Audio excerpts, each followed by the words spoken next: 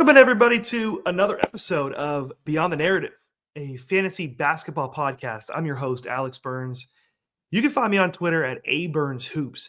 I was having a terrific night. I just recorded this podcast, 40 minutes, went through everything, was super proud of it, and then I just realized my mic wasn't turned on. Yeah. So it's a little bit past 1 a.m. here on the East Coast. I got to work in the morning. But fantasy basketball is life. Getting these podcasts out is life. There's stuff that I want to talk about, things that we need to talk about. So I'm going to re-record this and just hope that it is as good as the original recording. On this episode, what I just want to do is I want to come on and talk about some of the recent moves. Thunder Dan Palio, and I did a really good podcast earlier this week breaking down the bulk of the fantasy significant signings in free agency. As soon as we stopped recording and talking about how Bobby Portis was going to be a great fantasy piece this year, in all likelihood, the way that it was setting up, Myles Turner decided to just shock the world and sign with the Milwaukee Bucks. So that just threw an absolute wrench into the takes we were spewing on that podcast. So I want to talk a little bit about that. Didn't get to mention that on the pod. Like I said, it came out after it was already released. And then I also want to talk about Deandre Ayton, and he just signed with the Lakers today, earlier this afternoon. Just break that down quickly, the fantasy significance of both of those moves, what it means from a real life perspective. And then I want to end just by quickly going over a total of 6 guys who I think, just taking a look at some of their numbers from last year, we could expect some positive regression in a specific stat or some negative regression in a specific stat. We call them statistical outliers, right? So, hey, Nikola Vucevic, who we'll get to, he's on my list, shot 40% from 3 last year. Is that real? Probably not. So we're going to dive into that a little bit. And I'm probably going to come on over the weekend and do another show. This offseason is going to be a lot of evergreen content. There's a lot of really good fantasy basketball analysts out there with podcasts and shows. I'm going to have a lot of them on my podcast at one point this offseason. But it's just in a couple of weeks, once free agency is dried up and when summer league is over, it just hits that dead zone. So we're going to have a lot of really cool, fun episodes like this where I hop on, talk about anything in the news, and then have some episodes where we just look back on last season and talk about some key truths, some key things that we should really pay attention to in fantasy, because so much can happen from now until the start of the regular season. It makes no sense diving into strategy and all that stuff until we get closer. So that's what I'm going to do on this show. So let's dive in. Let's get into it, and let's hope we can knock this one out, and it can be way better than the first one I recorded just before this. So, Deandre Ayton signed with the Los Angeles Lakers today, 2 years, $16.8 million with a player option on the second year. The Portland Trailblazers pretty much just said, hey, we'll pay you $25 million to not play for us next year. They also, considering the Lakers are in the West as well, said, we'll pay you $25 million and we'll play against you a handful of times a year. We don't care. We don't think you're good. We drafted, we have 19 centers on our roster. We don't need you. Bye.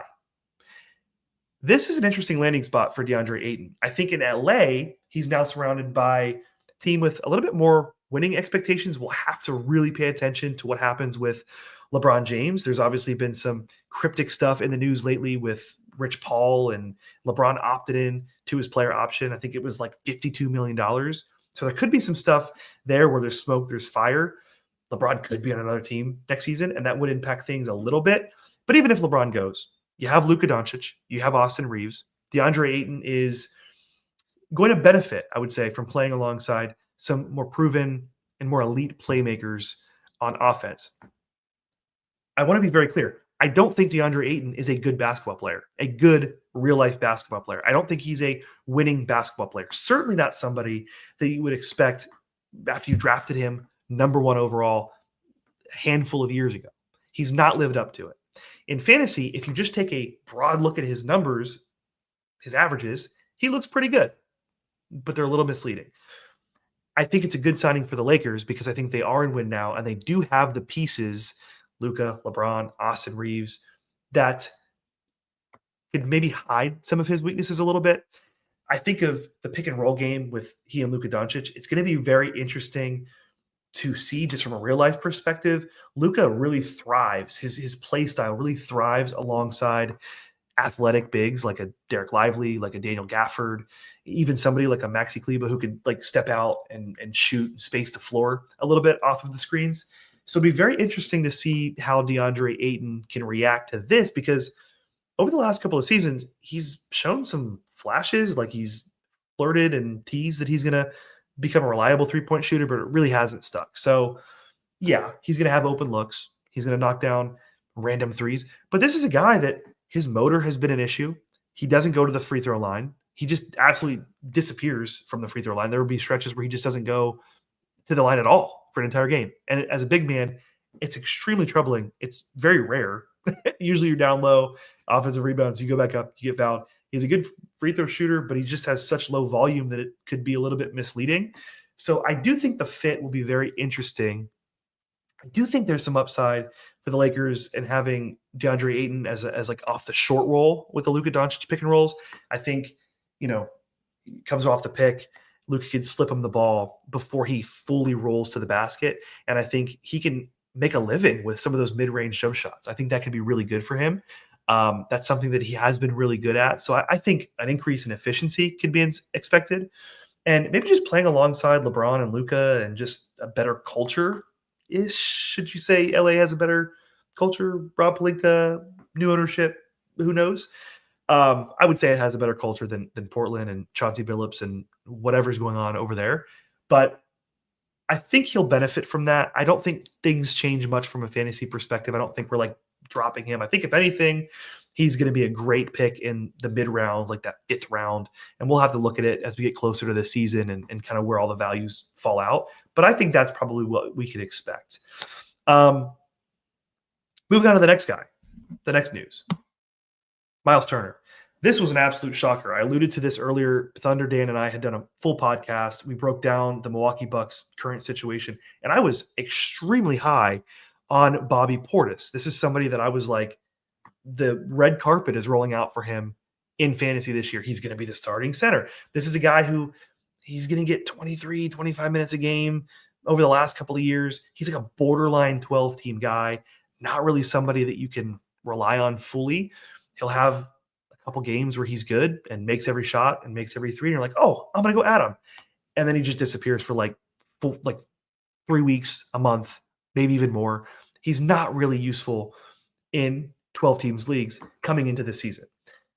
Then Brook Lopez goes to the Clippers, and just for the first few hours of free agency, they don't bring in another center. And we're looking at this and we're like, oh my gosh, we're going to have Bobby Portis playing 30 minutes a night, the starting center.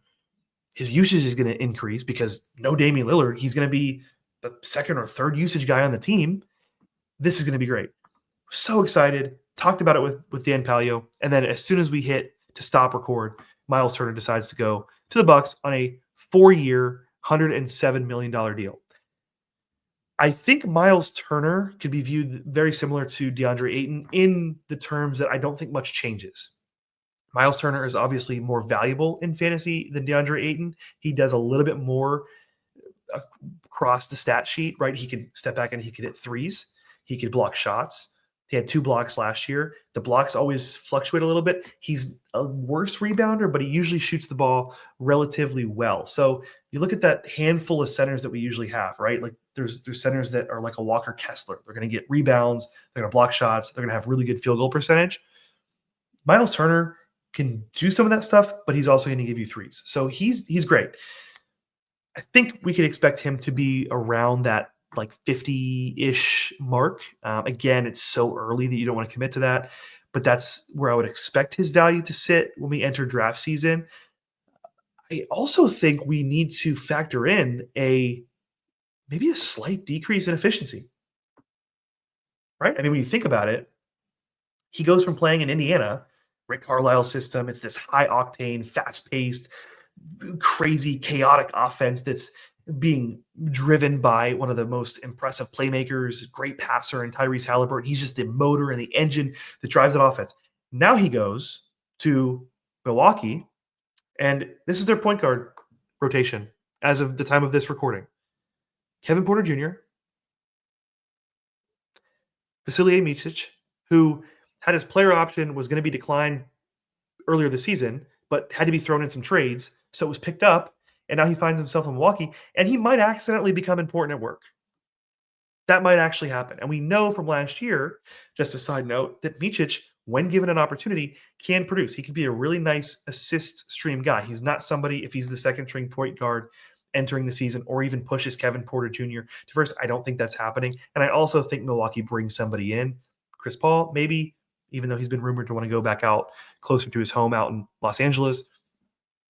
I think Micic is somebody to look out for. He could have accidentally just stumbled into a 20-minute, 23-minute a night role here in Milwaukee that is void of point guards, especially after Ryan Rollins is gone. And, we don't know if they'll bring him back or not. But I just think being around less good playmakers and a less Doc Rivers coached offensive ecosystem, I think could have a negative effect on Myles Turner. So just something to watch there.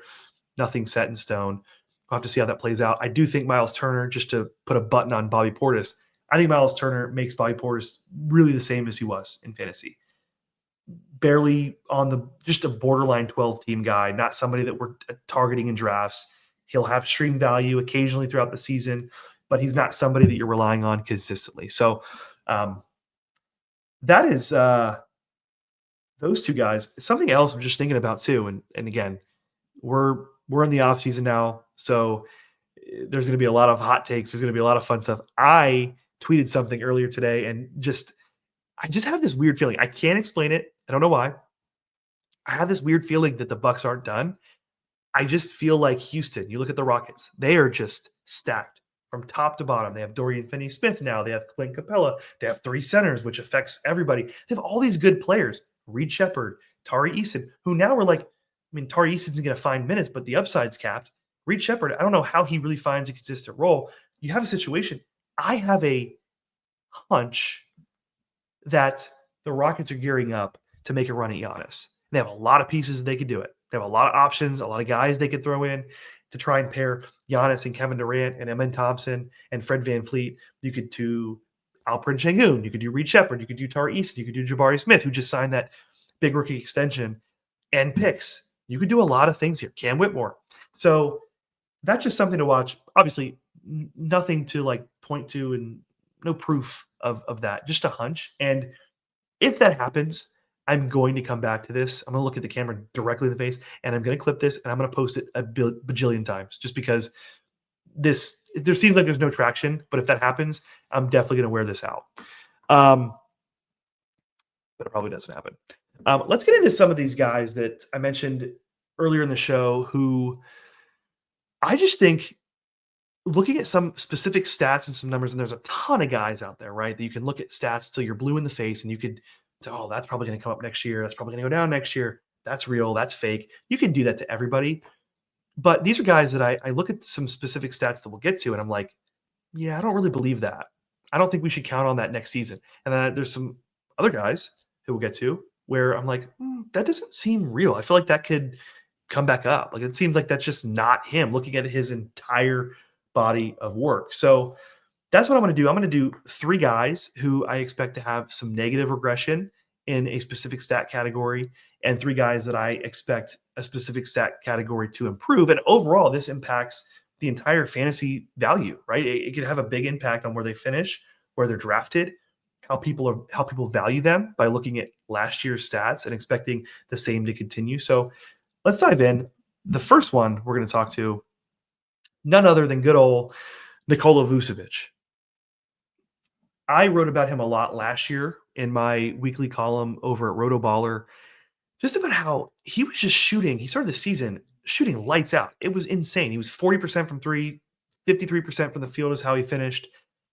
He's just not that good of a shooter. He's been a guy that can step back and he can shoot it.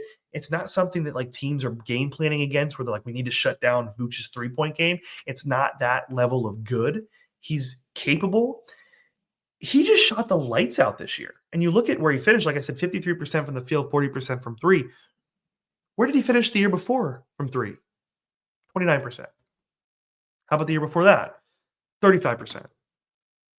Year before that, 31% from three. 40% last year. I'm sorry. I don't believe it. Something else when you look at Vooch last year is the usage came down a little bit too. He's 34. I think he'll be 35 middle of next season, if I remember correctly. He's getting old. I have no clue what the Bulls are doing. They have Kobe White. They have Buzelis. They just drafted Essengay. They have um, Giddey, who's hasn't yet to resign, but probably will. I really have no clue what direction they're going here. But and there's been some talk about Vooch possibly being on the trade block and going somewhere else. He's winding down. He's winding down. And you look at the usage was already coming down last year. He just shot the lights out. And that was able to carry him to a top 20 finish.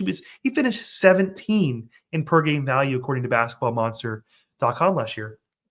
That's not real. He's not the 17th best fantasy basketball player, but you're going to have people come draft day. They're going to look at that. They're going to say, oh, look at Vooch. He was a second round guy. I'm going to draft him in the third.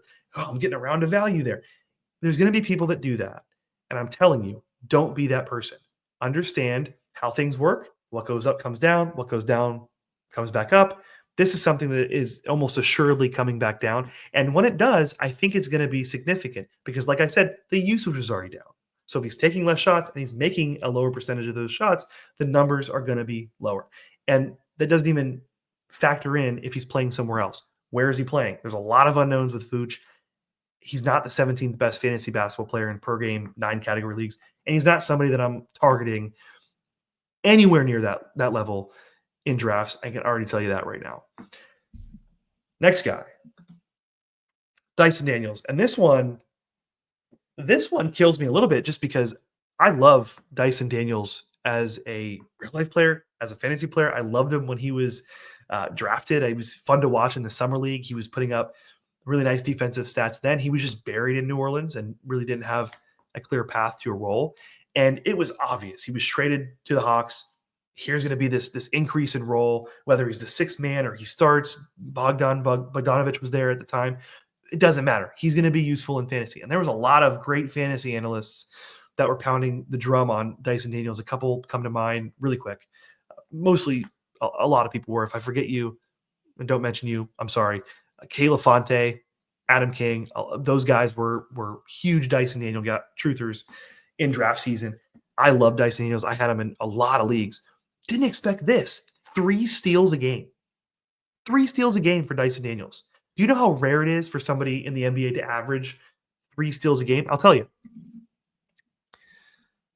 There's been 10 guys in NBA history who have averaged 3 steals a game. There's been 12 total seasons. There was one guy in there that did it a couple of times, but 10 guys, only 10 people out of the thousands and thousands and thousands of people that have put on an NBA jersey, only 10 of them have averaged 3 steals a game. And one of them doesn't count because it was like 2 years ago. It was from Jacob Gilliard, and he played in one game, had 3 steals.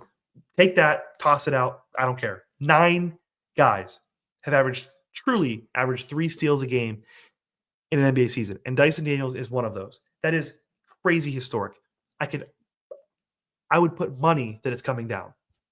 There's no way he's averaging 3 steals a game. There's no way he's averaging more than 3 steals a game. He's going to probably be up there and lead the league in steals. He's probably going to be at 2.5 or 2.6 or 2.7. Any of those numbers are great. That's like leading steals.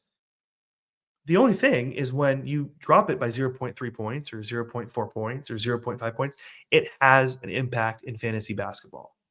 It has an impact. I'm not suggesting that, Dyson Daniels is going to be somebody that we fade next year.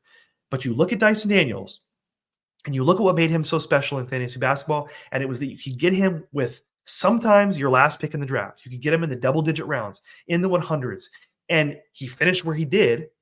I forgot what award it was, either most improved or it was defensive player of the year. I forgot which one it was, but he was spectacular. And so he's this beloved, bona fide, by the definition, league winner. That's not going to be the case this year. For you to get Dyson Daniels, you're going to have to draft him early. I don't know where he's going to go, but if I had to guess, I'd probably say he's going to go somewhere in the 30s, 3rd round, 4th round area. Way too early. I don't think I'm going to have a lot of Dyson Daniels shares. And again, steals go down a little bit. This is great. It's awesome. He's really talented. They also have a lot more capable players in Atlanta now. Jalen Johnson's going to be healthy. Kristaps Porzingis is in the picture. You have Nickeil Alexander-Walker now probably going to be coming off the bench, and he's a very capable defender in his own right in the backcourt. He's going to get minutes. You have Luke Kennard, who they could use his shooting, and there's just capable guys now in Atlanta. Atlanta has suddenly become stacked, and maybe some of the other stats get suppressed a little bit from Dyson Daniels because remember they were kind of a wreck last year. Everybody got hurt. Everybody was out, and you had Terrence Mann was running stuff. You just had a bunch of guys in and out of the lineups. Zachary Risachet, forgot him. He's there. It's going to be hard to really find a lot of playing time for some of these guys. Dyson Daniels obviously going to start. He's obviously going to see 30 minutes a game at least, I would expect. Going to have great value in steals, but it's not going to be a value pick like it was last year. You're going to have to spend a lot for him. And that's where I'm just not out on him. Probably won't have as many shares, but just keep that in mind that if the steals do drop down a little bit, even to the point where they're still good, it does affect things for fantasy basketball significantly depending on how far the drop is. Moving on. Scottie Barnes.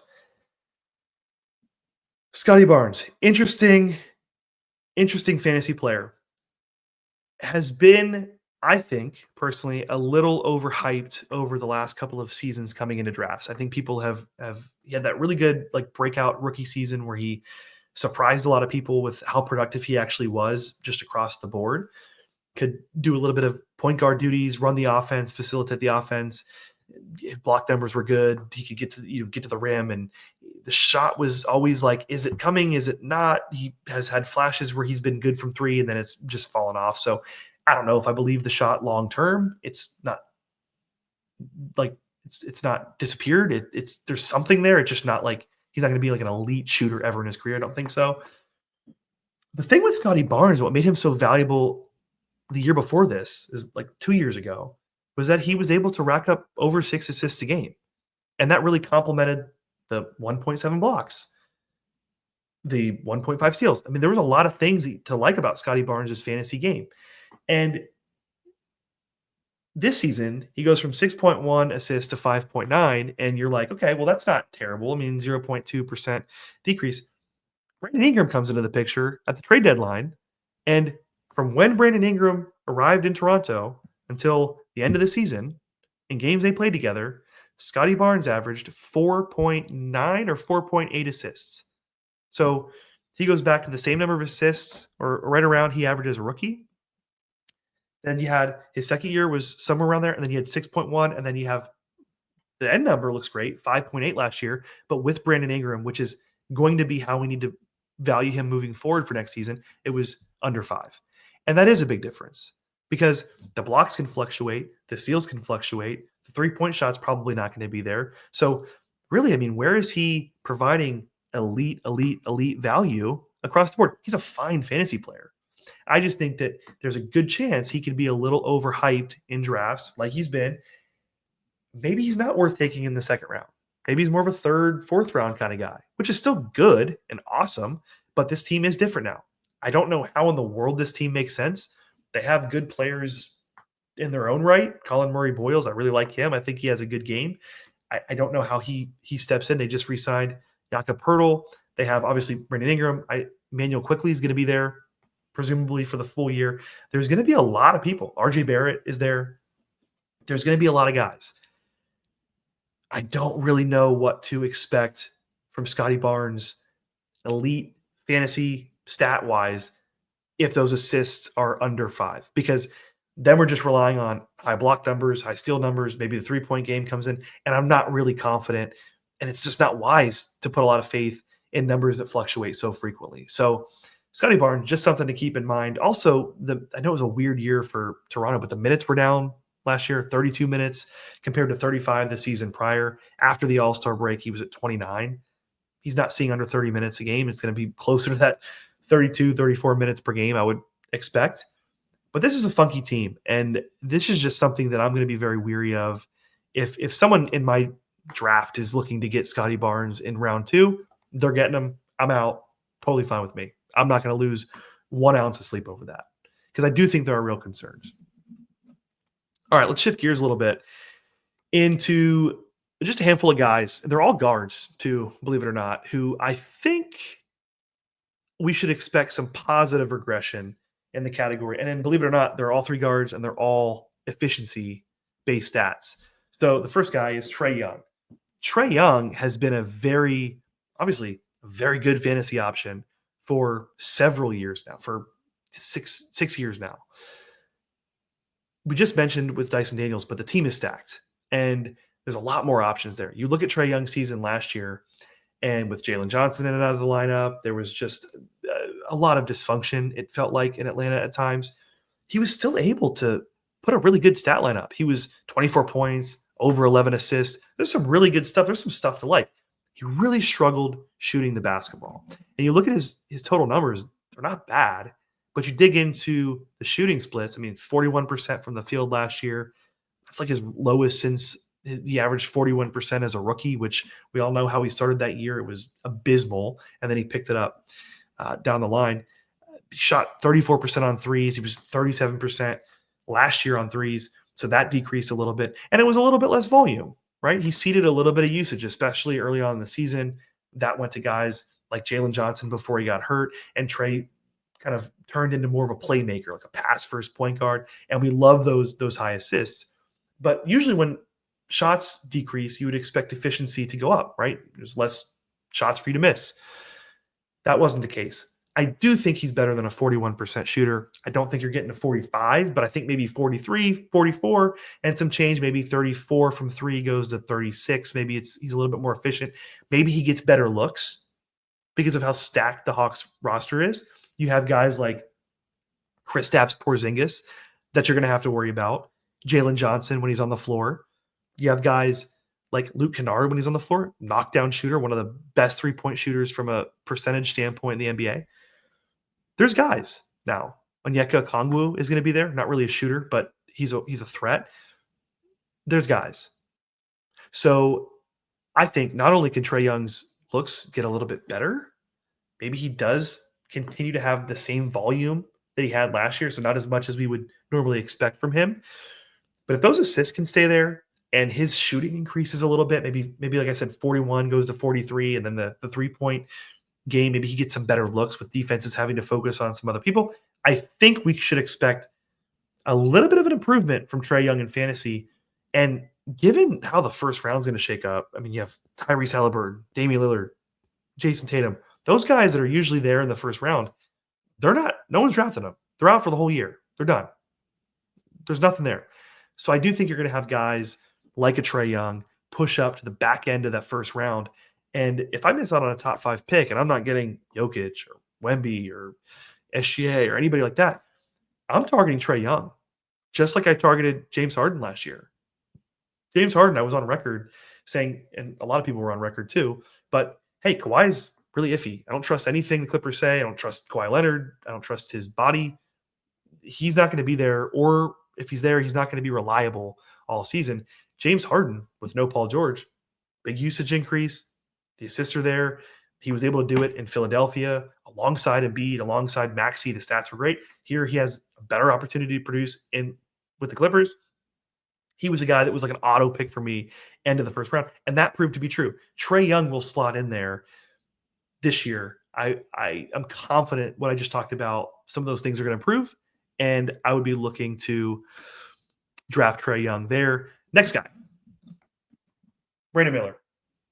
Just like we mentioned with the Hawks, it was kind of a funky, it's always a funky year for the Hornets, but Brandon Miller, only 27 games. So right off the bat, we need to take that into consideration. I don't remember who said this. It might have been Josh Lloyd from Basketball Monster and the Locked On Fantasy Basketball podcast. He said something like, look at a guy like Brandon Miller, had a really rough shooting year in the 27 games that he played. He came in, he was banged up. He just really couldn't find a rhythm. Guys running out of the lineup. It was a weird year. He just couldn't find a groove. Had he played 65 games, 70 games, maybe he finds a rhythm. Maybe he shoots better. Maybe he's not 40% field goal percentage in his year-end stats.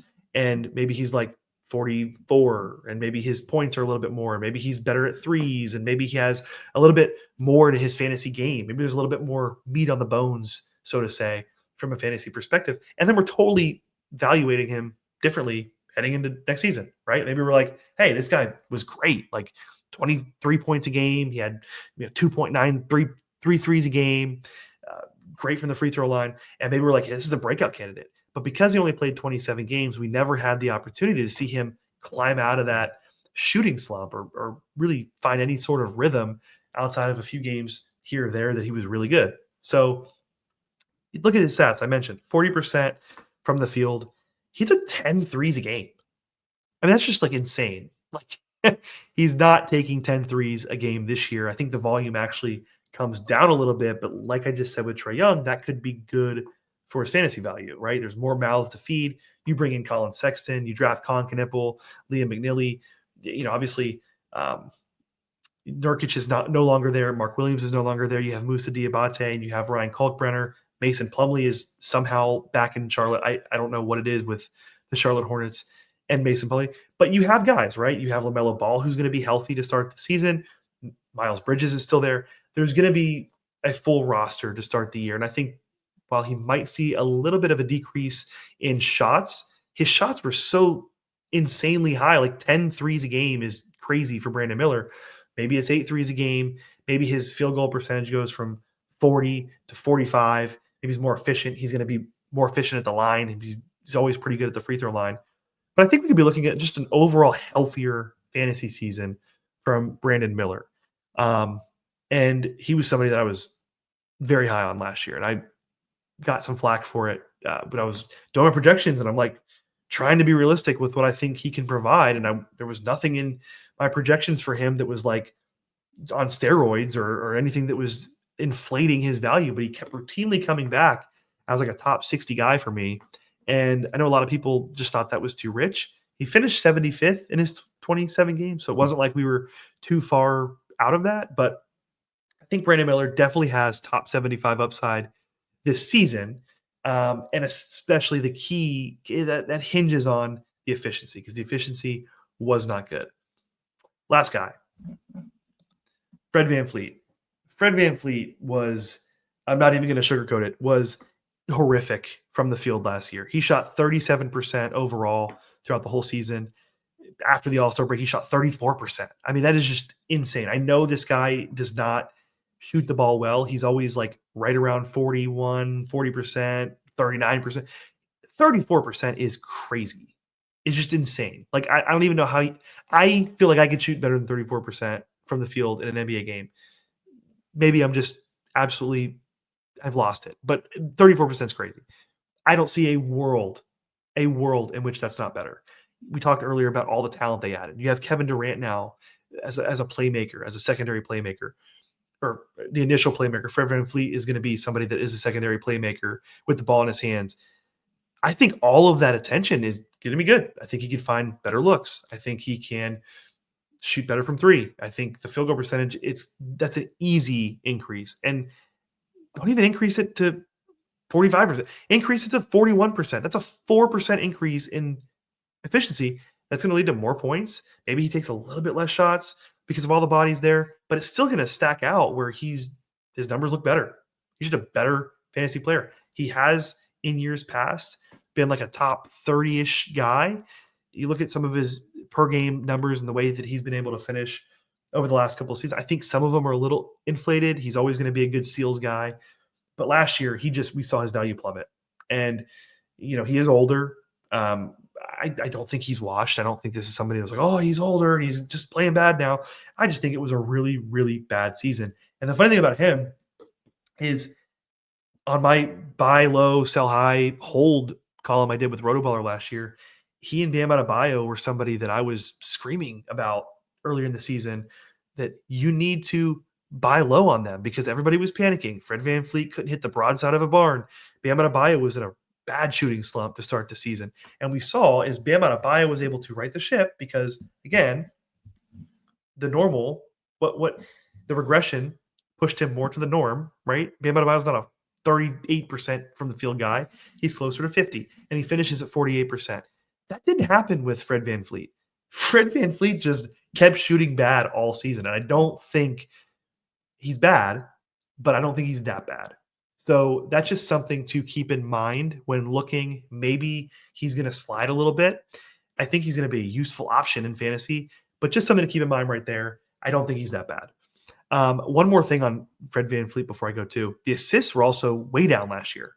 8 the year before, 5 and some change last year. That's significant. I mean, that's a significant drop. It'll be very interesting to see what's the norm there. Does having Kevin Durant on the floor open up just better shooters all around? Dorian Finney-Smith kind of replaces the Dylan Brooks role. Amen Thompson's obviously not a great shooter. Jabari Smith struggled at times last year, but just got that big extension. Does having better playmakers on the floor, does having Kevin Durant just completely alter the offensive system? Probably. So I think I would expect him to have more than 5 assists or 5 and some change. I think it was 5.8 or 5.9 assists last year. I would expect that to go up a little bit just with better players on the floor. So that's it. Those are the 6 guys. And like I said before, there are a number of guys that we can talk about with this in perspective, guys that I think have room to improve or that just overexceeded in certain areas that we could probably expect them to see some regression in next year. That is it for this show. That's the second time I went through this. I have a cold. If my voice sounds funny, that's what you get when you have 2 young kids under 6 years old, always getting little colds and sicknesses. Just life as a dad, but we love it. I'm also delirious because it's probably 2 a.m. East Coast time. So apologies for that. That's it. I'm probably going to come back on later in the weekend and cover some more free agency news that has yet to happen. There's still a couple guys. You have your Chris Paul, your Josh Giddey. There's been some buzz around Malik Monk. I don't know if maybe while I was recording this 97,000 times, maybe Malik Monk has been traded by now. Who knows? But probably going to hop on here and do some stuff, just covering some moves that have yet to happen. And then also, we have Summer League starting this weekend. That's going to be fun. I might do some shows on just some recaps. We look at Summer League. Obviously, there's really no bearing on what to expect in the regular season. There's nothing to really take away from that. But the one thing that is worth taking away is Summer League is a really good time to watch those second and third year players, guys that have kind of just been not really cemented themselves as a bona fide role player, starter, like good NBA rotation player. They're going to be in Summer League. And usually if you're not producing an absolutely dominating Summer League in year 2, year 3, it's not a good sign that it's probably not going to happen. There's one guy that I was thinking about in my mind. I don't know if I should say his name, but sorry, James Booknight. That's it. We're done. Thank you so much. And also, I got to learn how to say this too, because I'm getting used to podcast lingo, YouTube lingo. Guys, please like this video. Please subscribe. Give it a thumbs up. And it means the world. It helps the algorithm on Apple Podcasts, on Spotify. Would you please rate and review it if you like this? I'm having a lot of fun doing this, by the way. And we're going to do so much stuff throughout the offseason and into the season. Tons of content, tons of guests. Just trying to find my footing with this because I'm new to the whole podcast world. So like I said, like and subscribe, share this. Let me know what you think. Anything in the comments. If you have any questions, any fantasy questions, love talking fantasy hoops. So that's it. Thank you guys. We'll see you on the next one.